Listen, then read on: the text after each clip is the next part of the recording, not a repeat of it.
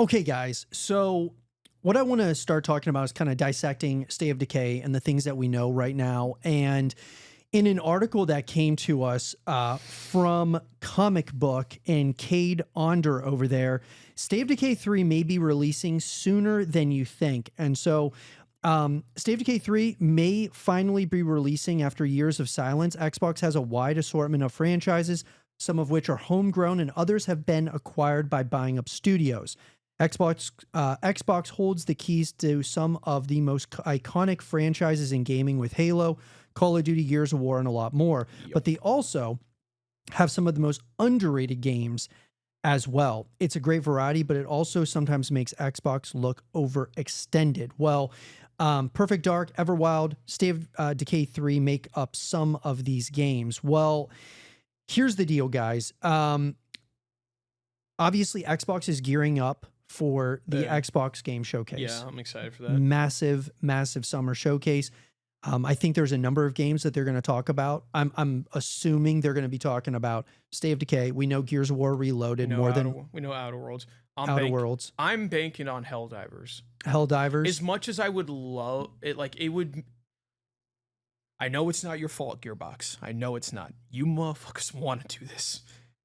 Sony, give them the property to do this. They need help. Please. Let it put me in, coach. I want to do it. I want to protect Super Earth. Yeah. Well, I mean, and we're, by the way, guys, we are going to be live streaming the Xbox Game Showcase when that comes June 8th. Yeah. But according to Windows Central. By the way, I'm going to be able to go to that.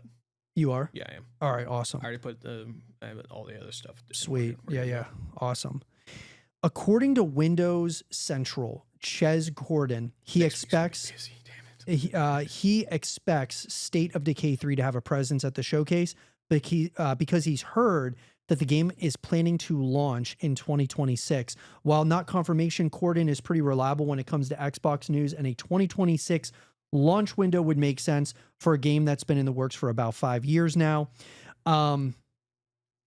Okay. Got a feeling if it doesn't come out, if they don't show anything in the presents, it's either coming out mid 2026 or late.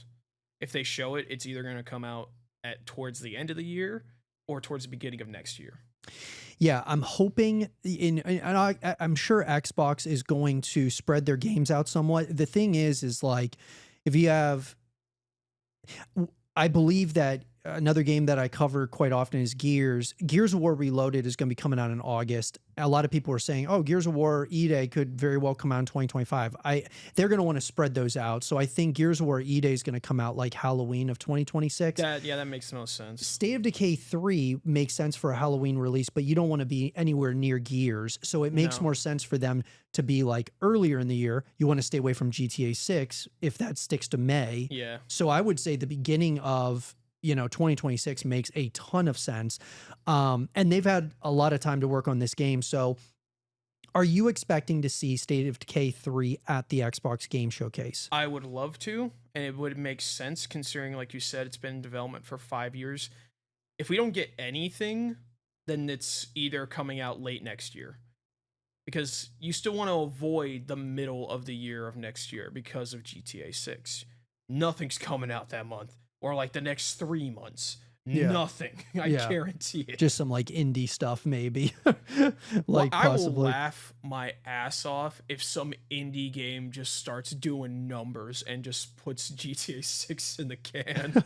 Because it's been a trend for like the past year. Just all of a sudden, just some random ass indie game that's just designed to be fun just does numbers and destroys games. Yeah. Schedule 1, repo, all that type of stuff. Yeah.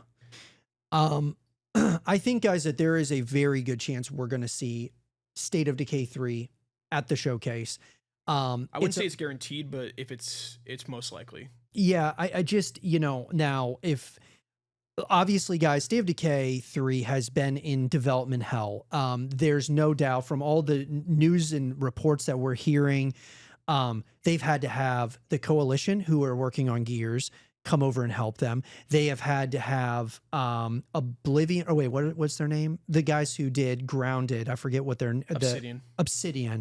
Obsidian is been helping. That's good. State of Decay 3. Obsidian has a pretty good track record of good games.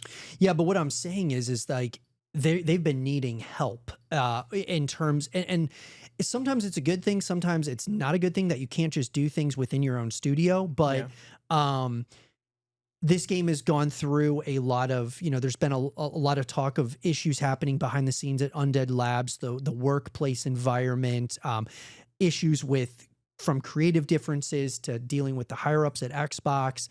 It has gone through a lot of transitions, and that's why it's been, it was radio silence after the initial teaser trailer came out in 2020. We did not hear anything until the Xbox Game Showcase of 2024. Yeah. And so we're talking 4 years of just radio silence.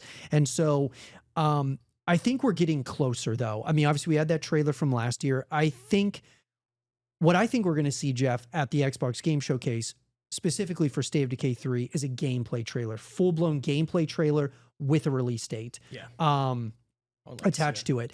This is the best opportunity for all the Xbox exclusives, especially, to show off where they are. I mean, I think we'll probably get a decent emphasis on Fable. I think we'll probably get a release date for Fable. I'm hoping. Perfect Dark. I think there's a number of games that have been quiet for a number of years, and State of Decay, I think this is their perfect opportunity to have something shown at the showcase. Like I said, probably gameplay, but if it's not gameplay, I would say definitely just like another trailer. A trailer that gives us the release date. Or like a little something that lets us know that, hey, we're still working on this. Yeah. The worst thing would is that they show nothing. Right. Yeah, for sure. Yeah. Yeah, I know that how a lot of us Gears fans felt for a while after Gears 5. It was like they shut down Gears Esports, they shut down servicing Gears 5, and it was just years of just quiet. It's like, well, is this coming back, or is it dead? Yeah, what's happening? And so, anyways, yeah, I'm totally with you. Also, I'll wait for a moment to talk about this, but I don't know if you heard about this, that Cyberpunk's in the sequels. Yeah. Oh, yeah. They're already working on it, or it's in the pre-production. Yeah, pre-production. That's good. Yeah, that's huge, dude. So, it'll be interesting to see what happens, guys, with the Xbox Game Showcase. We'll be covering you guys. Who knows? As much as possible. That. What's that? We might get a trailer for that. The showcase. Oh, Cyberpunk. That'd be fun, bro. That would be that'd unreal. Be totally out of left field. I doubt it, but I would love it. I would love it. Another game that I would love to see at the showcase is, since how well the Oblivion remaster was like perceived and well received, either a Fallout 3 remake or a Fallout New Vegas. But I know a lot of people would love New Vegas. I thought you were going to say like an Elder Scrolls trailer. No. Because Elder Scrolls 6, I mean, we got that first one, and it was just a landscape overview. Now they're going to keep milking as much as their old IPs before they come out with Elder Scrolls 6. You know that better than I do. Yeah, I mean, they're probably... I mean, yeah.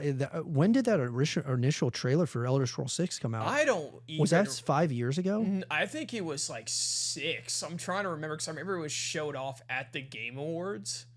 Dude. And I think it was like either like 5 or 6 years ago when that was announced, and then we've heard nothing. I know. I mean, oh gosh, dude, it's because the thing is with the possible, because I know they're already, from what I heard, the next like remake that team is working on for Unreal Engine 5 is one of the Fallout games. I forget if it's 3 or New Vegas, but it would make sense to do New Vegas, especially for how well the Fallout TV show did. Yeah. And the new season that's coming out, which is gonna take place around New Vegas.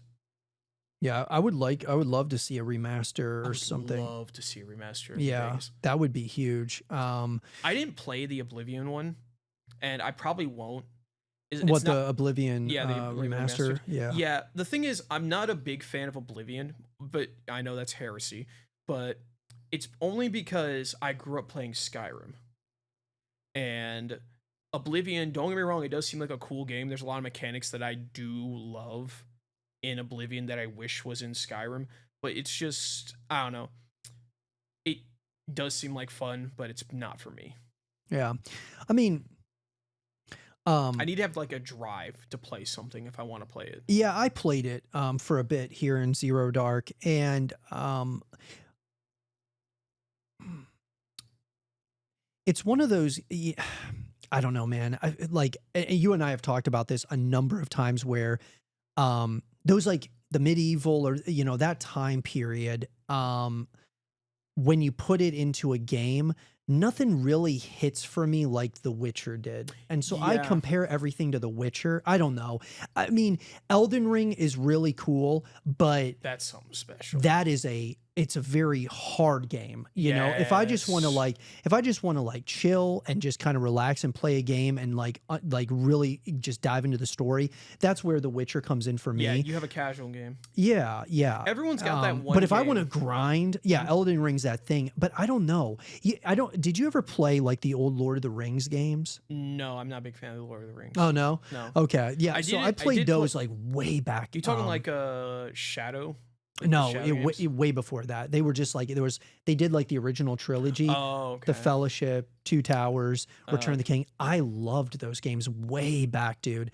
I used to love I still do love fantasy games. Like one of my favorite games that I probably have like in recent times is Baldur's Gate. I probably have close to 1,000 hours. Oh yeah. I have close to 1,000 hours in that game. I love it. But as I've grown up, I think I like shooters. Mm-hmm. Like not really shooters, but more like I like gun combat more than fantasy. Yeah, I agree. I mean, the thing is also with a game like Avowed, which is very similar. It's like I want to say like Industrial Revolution era of like stuff. So you still got firearms, not crazy ones like AKs, but you got like muskets and other stuff like that. But you still have sword combat too. That game is fun. It's just not for me. It's not for me either. Yeah, I tried playing it, and it did seem like the detail the detail was very well done. It's very colorful. Mm-hmm. Like if you're very color sensitive, then it probably wouldn't be for you. But it did seem like a lot of fun. It did seem like it just wasn't my type of game. Yeah, same. I agree. Yeah, I think with those fantasy style titles, I've got to get immersed into the story. And that's what The Witcher did for me. That's what Skyrim did for me. Okay. Yeah. Yeah. Yeah, no, for sure. And I mean, I'm not saying that you can't have that mindless fun. I mean, we're talking about like State of Decay 3, right? Or just State of Decay. And a lot of that is just, some of it's just mindless fun. You run around with your buddies and you just like, like knock out or just like completely obliterate. That's the thing with like certain games. Like every now you have like, you have that game that you want a hardcore grind on. Mm-hmm. There's always that one game that you want a hardcore grind on. And then afterwards, when you're done, you always have that one game that you just go back just to play for bull crap, just for fun. Even if you're not playing with your buddies, it's just one of those games you go back and play for fun.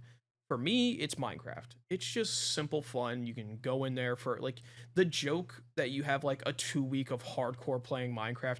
It's true. It happens all the time. Yeah. For me, it's actually, I would probably say, dude, I mean, one that I just like going back to is like Cyberpunk. Yeah.